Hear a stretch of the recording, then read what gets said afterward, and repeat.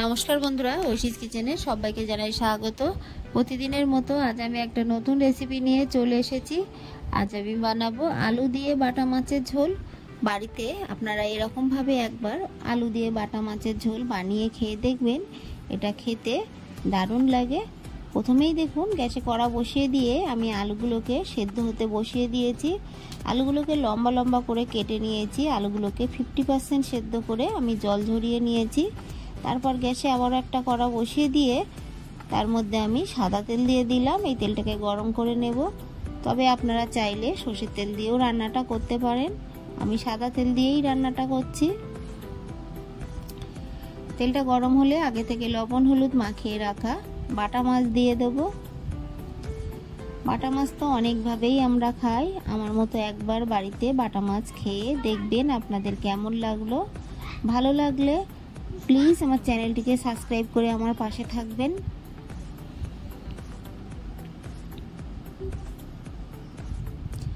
দেখুন মাছগুলোকে দিলাম। দেওয়ার পর কয়েক মিনিট আমি এইভাবে মাছগুলোকে রেখে দেব।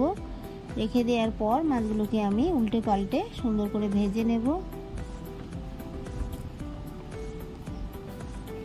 কয়েক মিনিট পর মাছগুলোকে আমি উল্টে দেব।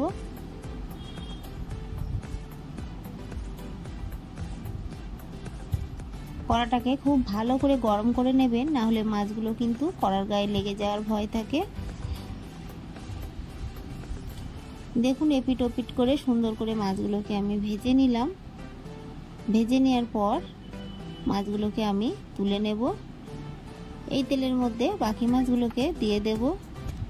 এই মাছগুলোকে আমি দুফাল করে কেটেছি। মাছগুলো বড় বড় ছিল তাই একটু ফাল করে দিলাম। আপনারা আপনাদের পছন্দ মতো মাছ কাটবেন। এই মাছগুলোকেও ভেজে নিলাম। আরও কিছুটা মাছ আছে, সেগুলোকে দিয়েও একইভাবে ভেজে তুলে নেব।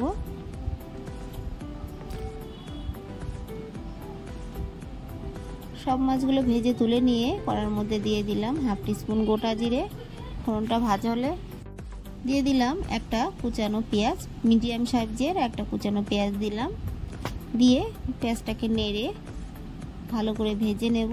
দেখুন পেঁয়াজটা এরকম ভাজা হলে এই সময় আমি এর মধ্যে কুচানো টমেটো দেবো। পেঁয়াজটা কিন্তু খুব বেশি আমি ভাজিনি। পেঁয়াজের গায়ে একটু কালার এসে গেলে আমি টমেটো দিয়ে দিলাম। তার মধ্যে একটু লবণ দিয়ে দিলাম। এই সময় লবণ দিলে টমেটোটা দেখবেন খুব তাড়াতাড়ি ভাজা হয়ে যায়, নরম হয়ে যায়। তাই লবণ দিয়ে খুব ভালো করে পেঁয়াজ টমেটোটাকে একটু ভেজে নেব। এরপর আমি দিয়ে দিলাম আদা রসুন বাটা। তবে রসুন কিন্তু আমি খুবই কম দিয়েছি, আদাটা বেশি দিয়েছি। মাছের ঝোলে কিন্তু খুব বেশি রসুন দিলে ভালো লাগে না। আমি 5 কোয়া রসুন দিয়েছি আর আদা দিয়েছি। ভালো করে দেখুন আদা রসুনটাকে নেড়ে নিয়ে তারপর আমি এর মধ্যে একটু জল দিলাম। যেহেতু আমি এখন গুঁড়ো মশলা দেব, প্রথমেই লবণ দিয়ে দিলাম। তারপর আমি এর মধ্যে দিয়ে দেব জিরে গুঁড়ো,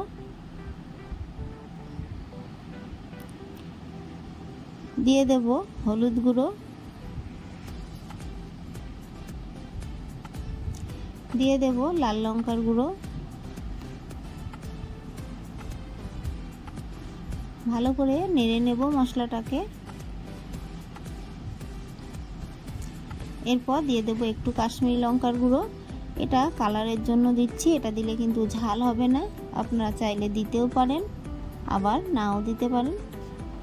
দিয়ে দিলাম ধনে গুঁড়ো। দিয়ে খুব ভালো করে মশলাগুলোকে আমি কষিয়ে নেব। মশলা দিয়ে যতক্ষণ তেল না বেরোয় ততক্ষণ কিন্তু মশলাটাকে কষিয়ে নেব।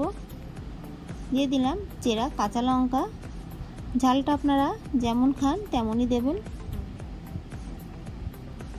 দিয়ে দেব আগে থেকে সেদ্ধ করে রাখা আলু। তবে আলুগুলো কিন্তু আমি 50% সেদ্ধ করেছি, পুরোটা সেদ্ধ করিনি। পুরোটা সেদ্ধ করবেন না, তাহলে রান্না করতে করতে আলুগুলো পুরো ঘেটে যাবে। আপনারা চাইলে নাও সেদ্ধ করতে পারেন। আপনারা আলুগুলোকে ভেজে নিতে পারেন।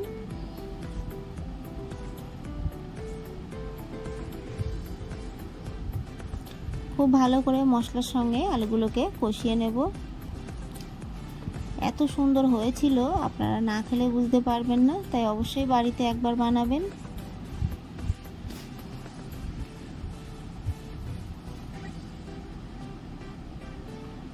খুব ভালো করে কষিয়ে নেওয়ার পর দিয়ে দেব পরিমাণ মতো জল।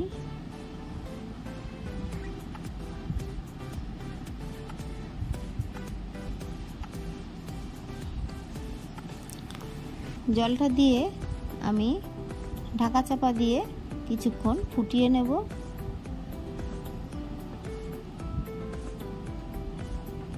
ঢাকাটা তুলে দেখুন খুব ভালো করে ফুটে উঠেছে।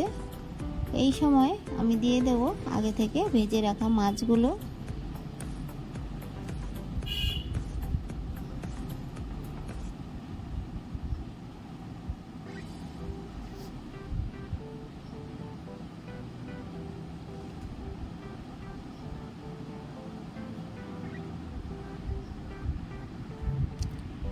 মাছগুলোকে দিয়ে ভালো করে একটু নেড়ে দেব।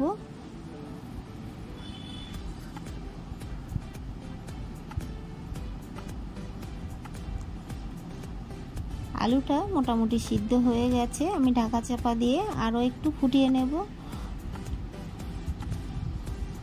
আমি কিন্তু জল দেওয়ার পর বেশ 5 মিনিট মতো ফুটিয়ে নিয়েছিলাম আলুটাকে, তারপরে কিন্তু মাছটা দিলাম। আপনারা ফুটে ওঠার সঙ্গে সঙ্গে মাছ দেবেন না, আলুটা একটু সেদ্ধ হলে তারপর মাছটা দেবেন। মাছ কিন্তু বেশিক্ষণ ফোটালে নরম হয়ে যায়, তাই মাছ দেওয়ার পর খুব বেশিক্ষণ ফোটাবেন না। চেখে দেখে নিলাম একটু লবণ লাগবে, তাই আরও একটু লবণ দিয়ে দিলাম। দিয়ে খুব ভালো করে নেড়ে দেব। দেওয়ার পর আরও একটু ফুটিয়ে নিয়েছি। তারপর সবশেষে দেখুন খুবই সামান্য দিয়ে দিলাম সানরাইজের শাহি গরম মশলা। যেহেতু আমি অল্প একটু রসুন দিয়েছি তাই সামান্য গরম মশলার গুঁড়ো দিলাম।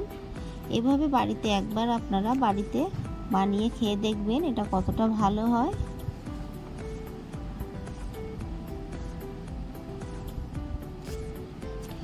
গ্রেভিটা আপনারা যতটা রাখতে চান আপনাদের মতো রাখবেন।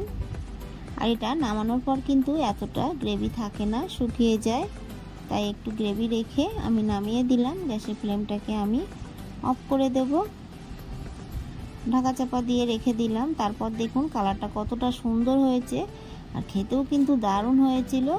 আমার এই রেসিপিটি আপনাদের ভালো লাগলে প্লিজ আমার চ্যানেলটিকে সাবস্ক্রাইব করে পাশে থাকা বেল আইকনটি ক্লিক করে দেবেন। তাহলে আমি যখন কোনো নতুন ভিডিও ছাড়বো আপনাদের কাছে পৌঁছে যাবে। রেসিপিটি ভালো লাগলে একটা লাইক করতে ভুলবেন না। রেসিপিটি কেমন লাগলো আমাকে কমেন্ট করে জানাবেন। ভালো থাকবেন, সুস্থ থাকবেন। আবার দেখা হবে পরের ভিডিওয়।